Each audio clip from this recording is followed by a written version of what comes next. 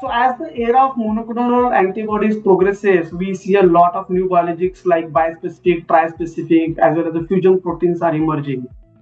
These molecules, being a non-natural and a complex, they always pose a stability challenges like a clipping, aggregation, and charge variant differences. So at Enzene, we address these particular issues with our fully connected continuous manufacturing, where we use a perfusion-based upstream process followed by a capture chromatography in the downstream process to avoid the degradation and increase the stability of the molecule. So our FCCM is not only applicable only for a mass, but it also applies for a lot of this type of novel complex biologic molecules.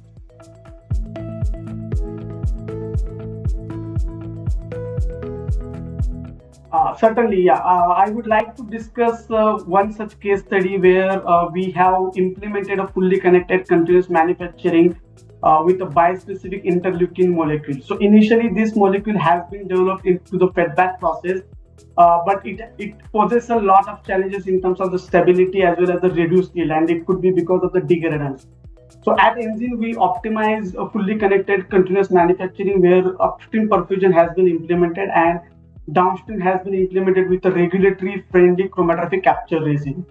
So this combination of upstream perfusion and downstream capture step has actually resulted into the eightfold productivity, as well as there is a significant improved product quality we obtained as against the feedback process.